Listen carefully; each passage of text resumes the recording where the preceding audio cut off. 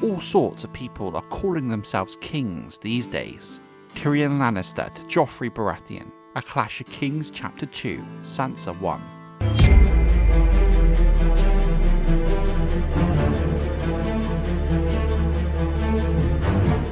The War of Five Kings that exploded after the death of King Robert Baratheon is fundamentally core to what makes A Song of Ice and Fire the story that we know and love. But what I personally love about George R.R. Martin's writing is the way in which he builds his conflicts, and the complex political backdrop means that each reader often interprets the text in their own way. So when we ask the question, who is the legitimate king or queen of Westeros? Who is Robert's true heir? It's not a straightforward question, with the answer changing depending on how the reader interprets the text and the context and framing of the question. What makes this question even harder to analyse is the fact there is no single correct answer, because the correct answer itself depends on the framing of the question and how deep of a rabbit hole you really want to delve into. For example, if we take a look back at the Dance of the Dragons, the idea of who won the war or who's the rightful heir to Viserys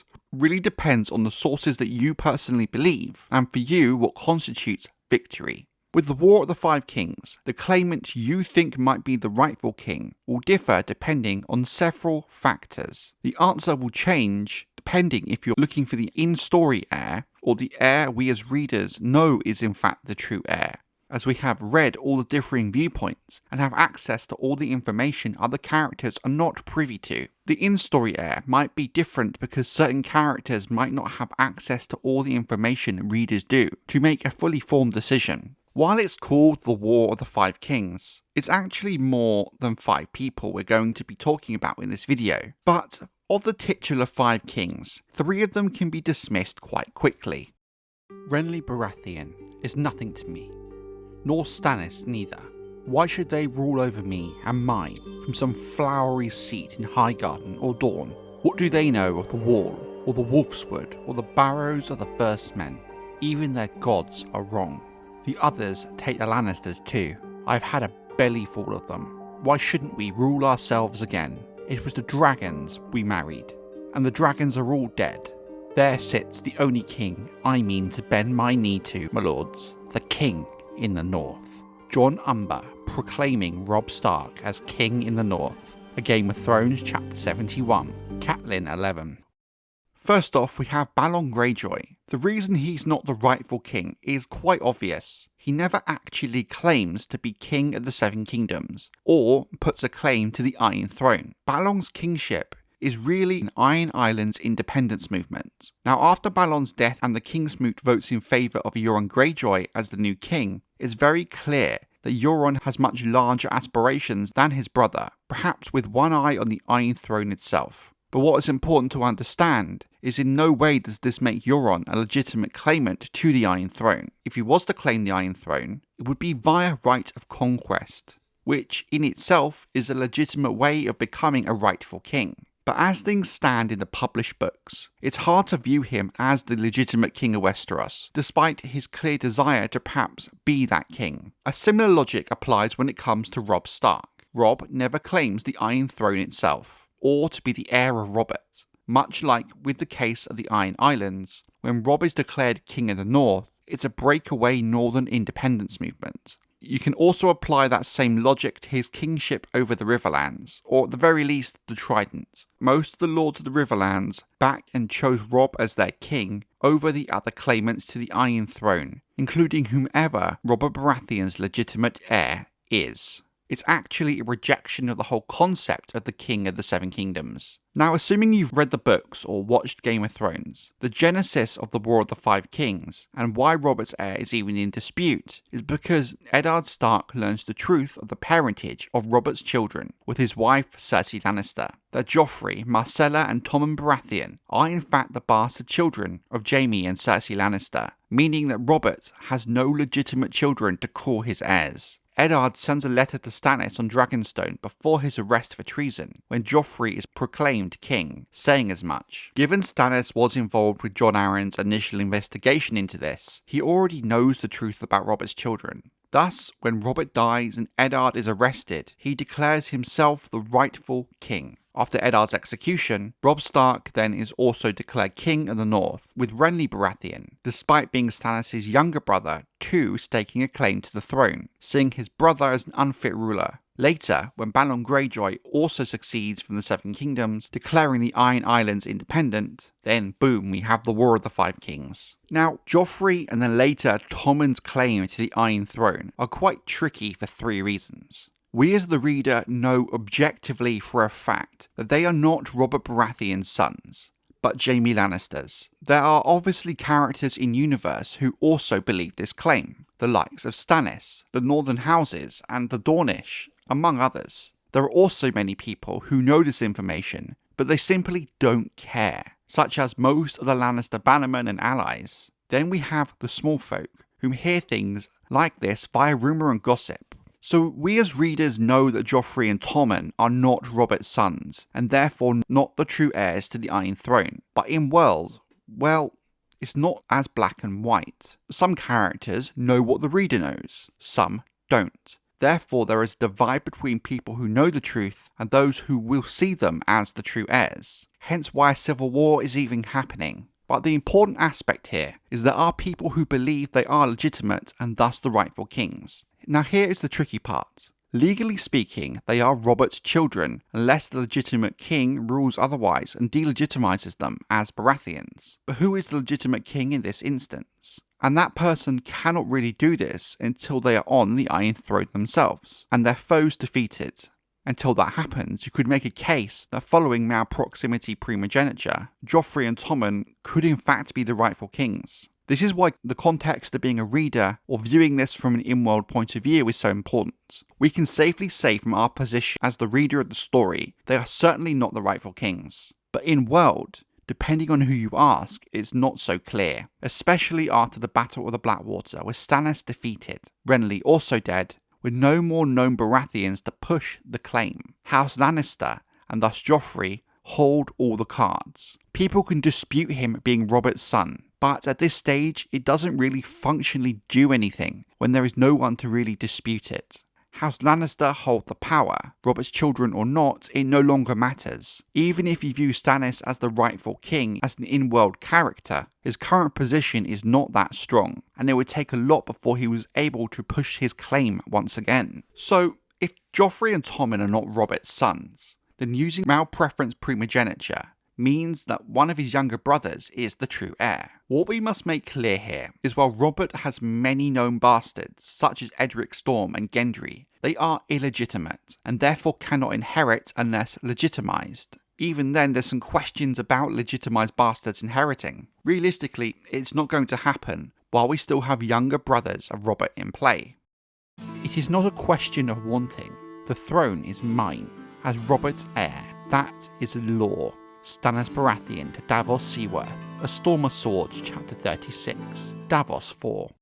Knowing the true parentage of Robert's sons means that Stannis is in fact his elder brother's heir. And again, we do have the complication that we as readers know all the details in regards to Jaime and Cersei, but not everyone else in the story does. And thus there are still some that will see Joffrey and then later Tommen as the rightful heirs. We then have the Renly factor. Renly does actually have a decent claim to the throne, of course being another younger brother of Robert. But what Renly is doing by declaring himself king is usurping Stannis, given he's younger than Stannis. While Renly does have a sort of claim to the throne, in practice he shouldn't be pushing it, given Stannis is older than him. Renly sees himself better suited to be king, and thanks to his charisma he's able to draw in some big supporters such as House Tyrell, which frankly makes his attempt to claim the throne even possible. Without them, his chances were pretty slim. But in a situation where Renly actually beats Stannis and takes the throne, making peace with Robb Stark and allowing him to call himself King of the North, he would in theory be taking the crown via right of conquest, the same way Aegon the Conqueror did, the same way his elder brother Robert did as well. In fact, in a situation where Renly does actually best Stannis, there's a strong possibility that Stannis ends up dead, with his only child being his daughter Shireen. Renly could very well actually find himself the uncontested heir to Robert in this circumstance. Strictly speaking, Stannis is the true heir of Robert, with Renly below him in the line of succession, or at least from a reader's point of view. Because the reality is the War of the Five Kings is utter chaos. We have breakaway kingdoms, incest bastards, brother fighting brother. It's such a messy situation that in practice it really doesn't matter who is the rightful heir anymore. It's all about who has the power to take the throne. Power resides where men believe it to reside, and this is exemplified with the War of the Five Kings. I do very briefly want to touch upon the Targaryen claimants to the throne, because some fans will argue that Daenerys, or young Griff, are in fact the rightful rulers of Westeros, which is a position I can kind of understand in terms of why people believe it. Something that I've always argued is that when Robert Baratheon became king after the death of Aerys, the Mad King, at the conclusion of his rebellion, he was primarily claiming the throne via right of conquest rather than his own Targaryen blood. My logic has always been that while Daenerys is the heir to the Targaryen claim to the throne, their claim is now just that, a claim. As House Baratheon won the throne via the right of conquest, Daenerys can claim she's the rightful queen of the Seven Kingdoms all she wants, but realistically, she's queen of tangibly very little. The irony is, if you as Daenerys call Robert a usurper and are dismissing the very concept of the right of conquest, you are in a way bringing into question the very legitimacy of the Iron Throne, given Aegon took Westeros and formed the Seven Kingdoms via the same right of conquest Robert Baratheon has. So while Daenerys is the Targaryen claimant to the throne, when she does move to reclaim Westeros, if she was successful, she would practically be taking the throne the same way Aegon and Robert did, via the right of conquest. She might dress it up and claim blood legitimacy, which of course does massively help, but her claim would be underlined by the concept of the right of conquest. The same also applies to young Griff, who's claiming to be Aegon Targaryen, the eldest son of Rhaegar Targaryen and Elia Martell. In fact, we kind of are seeing this idea of right of conquest in action in the story, as young Griff, Jon Connington and the Golden Company have landed in the Stormlands and have begun to create a foothold in Westeros. We are seeing the very concept of the right of conquest now in action, even if he did turn out to be a Blackfyre. Once he sat on the Iron Throne, it really wouldn't matter that much in terms of the bigger picture, because he took the throne via right of conquest and not his blood claim. Like I said in a recent video, I suspect this is all part of Varys and Illario's plan. You dress young Griff up as Aegon Targaryen to gain the support of the likes of Jon Connington and the Dornish, get him in power, sat on the Iron Throne, then rug pull, surprise, he's actually a Blackfyre. Hell, this doesn't even need to be public knowledge, just something the reader learns. So yes,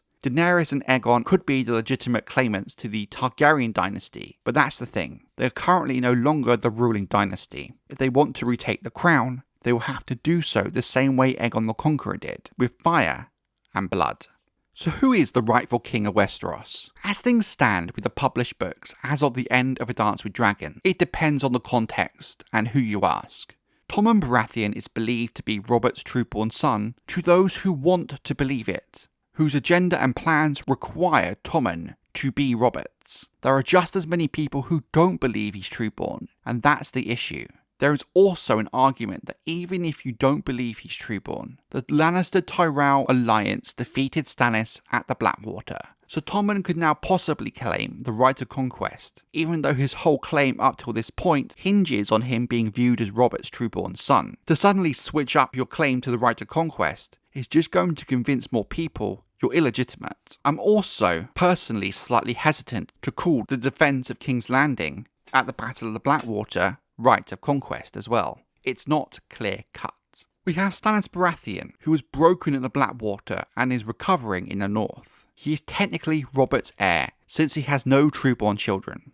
Daenerys Targaryen is the rightful heir to the Targaryen line, assuming young Griff is a Blackfyre, but House Targaryen lost the throne via right of conquest. So if Daenerys wants to recover it, she would in effect have to do the same. She could be the legitimate Targaryen claimant. Then we have young Griff, Aegon Targaryen, the rightful heir to the Targaryen line, assuming he is Rhaegar's son, but the same right of conquest logic applies here as it does with Daenerys. If he is a Blackfyre, you can make the case he is Aegon IV's true heir, like most of the other Blackfyre claimants have done historically, or go right of conquest route. Euron, he's just a wildcard with no right to the throne, but sees an opportunity in the chaos to grasp for it. So in terms of in the story, from the point of view of the characters in it, I think Stannis has the strongest claim to be the rightful king, with Tommen also having a decent claim that really hinges on people not believing the rumours he's not Robert's son. Half of the realm believes them, which makes his claim very hard to call rightful, but at the same time, those who support Tommen could argue the same about Stannis. From a book reader's point of view, who's read all the different point of view characters in the story, we know both sides of the tale. We know what is and what isn't true. We as readers know for a fact that Tommen is not Robert's. It's objectively true. And that Stannis is Robert's true heir and rightful king of the Baratheon dynasty. But one lesson to take away from this video is at this stage, who is and who is not the rightful king doesn't really matter anymore. The War of the Five Kings was a huge event that would forever change the path of history in Westeros, just like Aegon's conquest was a before and after event. And the same with Robert's rebellion. The same can be said with the War of Five Kings. At the end of the day, whoever is the last king left standing will be the rightful king. But here's the thing, they may just very well be the king of nothing but ashes.